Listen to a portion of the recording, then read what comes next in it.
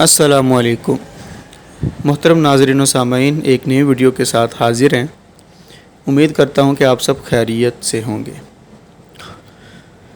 ناظرین، آپ نے اسپتالوں میں ایسے مریض دیکھے ہوں گے جو آگ سے جھلس جانے کی وجہ سے تکلیف اور اذیت میں مبتلا ہوتے ہیں۔ تو آج کی اس ویڈیو میں ہم جس ٹاپک پہ بات کریں گے اس کا ٹائٹل ہے مصنوعی جلد، سوختہ مریضوں کے لیے امید کی کرن۔ ان کے جھلسے ہوئے چہرے بدنما ہو جاتے ہیں، لہٰذا وہ اپنا چہرہ یا جسم چھپانے لگتے ہیں۔ ایسے مریض نفسیاتی طور پر آزردگی یا مایوسی کا شکار ہو جاتے ہیں۔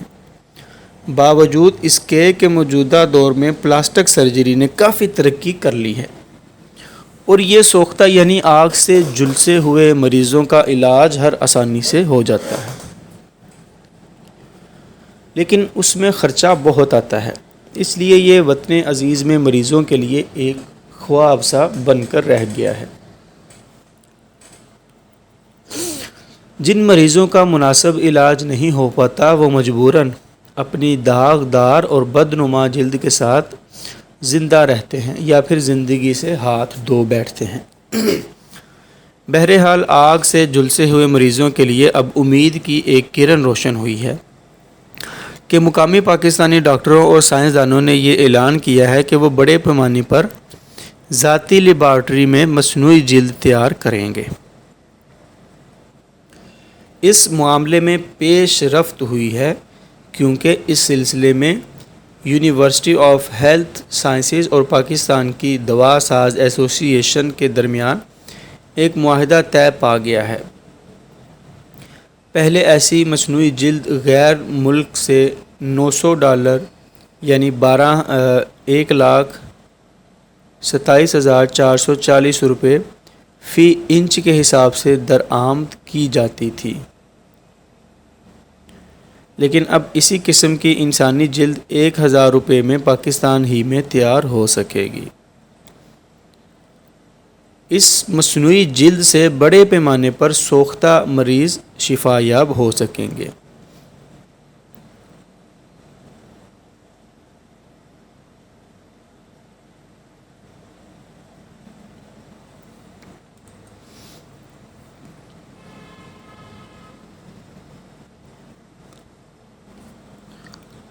ناظرین، ان میں وہ مریض بھی شامل ہوں گے جن کا جسم 70% تک جل چکا ہو۔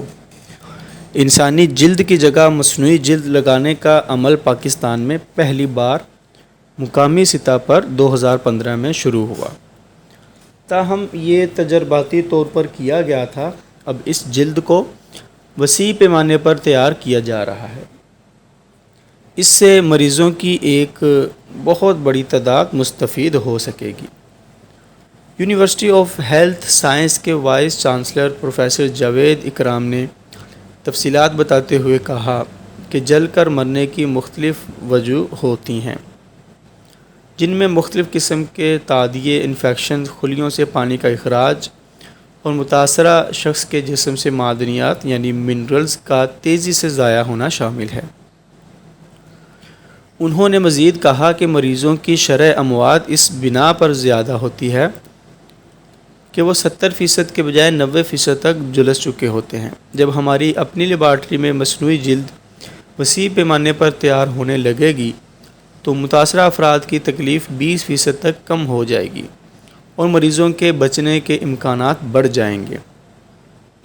دراصل غیر ملک سے درآمد کی جانے والی مصنوعی جلد بہت مہنگی پڑتی ہے، خاص طور پر متوسط طبقے کے مریضوں کے لیے، لہٰذا وہ علاج کرانے سے گریز کرتے ہیں اور نتیجے کے طور پر موت کے منہ میں پہنچ جاتے ہیں۔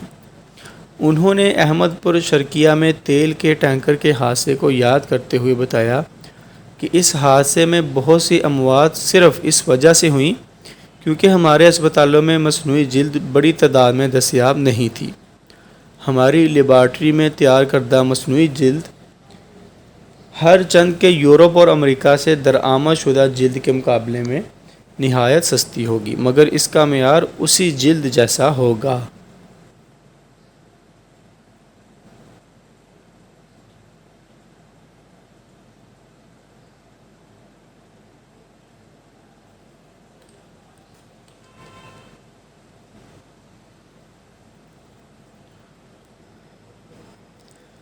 حقیقت یہ ہے کہ ہم جو جلد پاکستان میں تیار کریں گے وہ کئی لحاظ سے درآمد شدہ جلد سے بہتر ثابت ہوگی۔ یہاں تیار ہونے والی جلد کو ہم نے امریکہ کے صحت کے سب سے بڑے ادارے میں ٹیسٹ کرایا تھا۔ انہوں نے اس کی تعریف کرتے ہوئے اسے سوختہ مریضوں کے لیے موزوں اور مفید قرار دیا۔ ہم نے تجربے کے طور پر اس جلد کو بہت سے مریضوں پر استعمال کیا اور انہیں شفا یابی نصیب ہوئی۔ پروفیسر جاوید اکرم نے جلد کی تبدیلی کے طریقوں کی وضاحت کرتے ہوئے بتایا کہ اس کے دو طریقے ہیں، ایک طریقہ تکنیکی اور دوسرا انضباطی کہلاتا ہے۔ تکنیکی طور پر ہم نے 17 ایجاد کی ہیں، جن میں مصنوعی جلد، انسانی آنکھ کی پتلی، گردے کے خلیے، سیلز اور انٹرفیرن انجیکشن جو سوزش، جگر، ہیپاٹائٹس کے مریضوں کو لگایا جاتا ہے شامل ہیں۔ سائنسدانوں کا کام یہ ہے کہ وہ لیبارٹری میں چیزیں ایجاد کریں، مگر اصل بات تب بنتی ہے جب ان چیزوں کو مریضوں پر استعمال کیا جائے اور انہیں شفا یابی حاصل ہو۔ ڈاکٹر جاوید اکرام نے ان رکاوٹوں کا بھی ذکر کیا جو مصنوعی جلد کی تیاری میں انہیں درپیش ہیں۔ سب سے بڑی دشواری قواعد و ضوابط کی ہے۔ پھر رجسٹریشن کے معاملے میں دشواریاں حائل ہیں، یعنی ہم نے جلد تو تیار کر لی، لیکن یہ سمجھ میں نہیں آیا کہ کون سا ادارہ اسے رجسٹر کرے گا، کون سی دواساز کمپنی اسے تجارتی پیمانے پر تیار کرے گی اور فروخت کے لیے بازار میں لائے گی۔ اس ضمن میں ابتدائی طور پر تو ہمیں بہت دقت پیش آئی۔ وہ ڈرگ مافیا جو مصنوعی جلد اور مختلف قسم کی ادویہ بیرونی ممالک سے درآمد کر رہی ہے، اس کے مفادات ختم ہو جاتے ہیں، لہٰذا وہ ہمارے کام میں رکاوٹیں ڈالنے لگی۔ اس کے علاوہ ہم جو دوا یا کیمیکل طلب کرتے ہیں وہ دستیاب نہیں ہوتا یا اس کی مصنوعی قلت پیدا کر دی جاتی ہے، جس سے ہمارے کام میں رکاوٹیں پیدا ہوئیں۔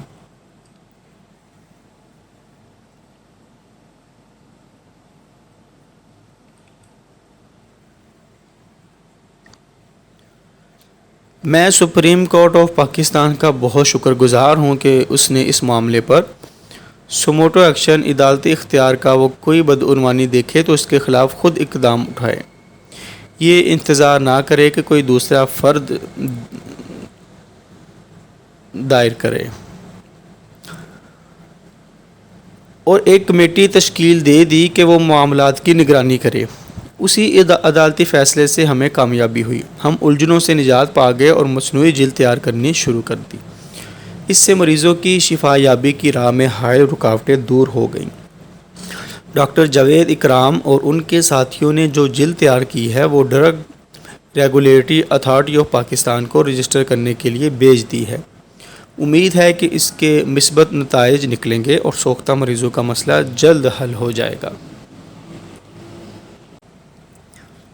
معاہدے کی بنیاد پر پاکستان کی دوا ساز ایسوسی ایشن کے نام پر رند نمائی نے اس بات کی منظوری دی ہے کہ 20 دوا ساز کمپنیاں اس مصنوعی جلد کو تیار کر سکتی ہیں۔ اس سلسلے میں علاج کے لیے تیار ہونے والی ادویات سستے نرخوں پر مہیا کی جائیں گی اور ضرورت پڑنے پر برآمد بھی کی جا سکیں گی۔ مذکورہ جلد کی تیاری میں ڈاکٹر رؤف احمد نے بھی بہت اہم کردار ادا کیا، جو لاہور جناح ہسپتال کے اس شعبے میں کام کرتے ہیں جو جلنے والے مریضوں کے لیے مخصوص ہے۔ ڈاکٹر رؤف احمد جو حیاتیات جرثومی میں پی ایچ ڈی ہیں، انہوں نے اخبار دی ایکسپریس ٹرمیبیوٹن کو مصنوعی جلد کے بارے میں بتایا کہ یہ مریض کے جسم کی اس کھال سے تیار کی جاتی ہے جو آپریشن کے دوران استعمال نہیں کی جاتی، یعنی بچ جاتی ہے، یا پھر جانوروں کی کھالوں سے مدد لی جاتی ہے، مثلا گائے اور بھینس وغیرہ۔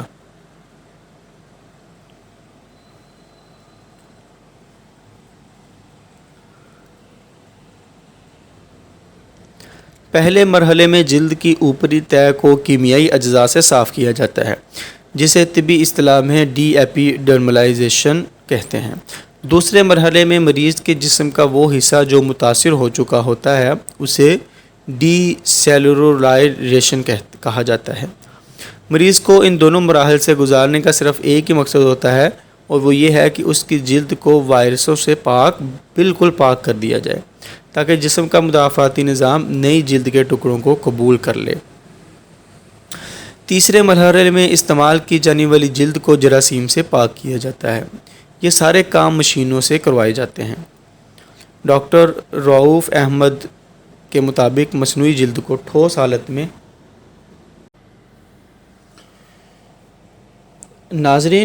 ڈاکٹر رؤوف احمد کے مطابق مصنوعی جلد کو ٹھوس حالت میں 1 سال کے لیے محفوظ رکھا جا سکتا ہے، جبکہ کولڈ سٹوریج میں 6 مہینے کے لیے رکھی جا سکتی ہے۔ جب اسے استعمال کرنا ہوتا ہے تو مختلف محلولوں کے ذریعے اسے پتلا کیا جاتا ہے۔ پھر جب اسے مریض کے جسم کی متاثرہ جگہ پر رکھا جاتا ہے تو یہ چپک کر جسم کا حصہ بن جاتی ہے۔ پھر وقت گزرنے کے ساتھ ساتھ ایک قدرتی جلی اس کے اوپر آ جاتی ہے اور اس طرح وہ جلد کے قدرتی رنگ میں گل مل جاتی ہے۔ ڈاکٹر رؤوف احمد نے بتایا کہ لوگوں کے ذہنوں میں یہ سوال پیدا ہو سکتا ہے کہ امریکی سائنسدانوں کے مقابلے میں پاکستانی سائنسدان نے یہ مصنوعی جلد کیسے سستی تیار کر لی۔ اصل میں یہ محض ان کیمیائی اجزاء اور کیمیائی مرکبات کا فرق ہے جو مصنوعی جلد کو تیار کرنے میں کام آتے ہیں۔ وہ یہاں سستے ملتے ہیں، اس لیے سستی جلد کی تیاری ممکن ہو سکی۔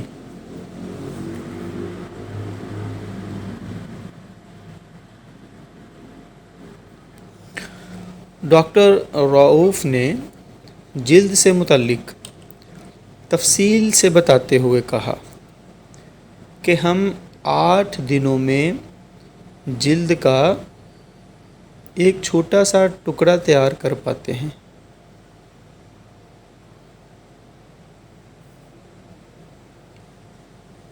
اس لیے کہ ہماری لیبارٹری چھوٹی سی ہے، لہٰذا ہم بھی چھوٹے پیمانے پر کام کر سکتے ہیں، کیونکہ امریکہ اور یورپ کی طرح ہمارے پاس بڑی، جدید اور ذاتی لیبارٹریاں نہیں ہیں، ورنہ ہم ملکی ضروریات پوری کر دیتے۔ پاکستان میں دوا ساز ایسوسی ایشن کے نمائندے حسیب خان نے بتایا، ہم ایک معاہدے کے تحت کینیڈا اور اسپین سے مصنوعی جلد تیار کرنے کے لیے مشینری منگوا رہے ہیں۔ ناظرین، وقت گزرنے کے ساتھ ساتھ اور آنے والے وقت میں ہماری لیبارٹری میں جلد تیار کرنے والی ساری چیزیں بین الاقوامی معیار کی ہوں گی،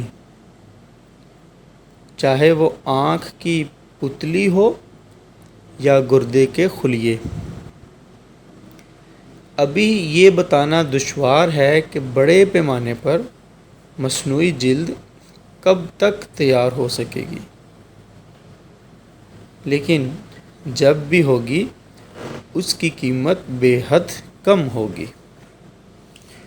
تو سامعین محترم، آپ نے سنا، اس ویڈیو میں دیکھا کہ جو جلسے ہوئے مریض ہیں ان کو کتنی دشواری کا سامنا ہے۔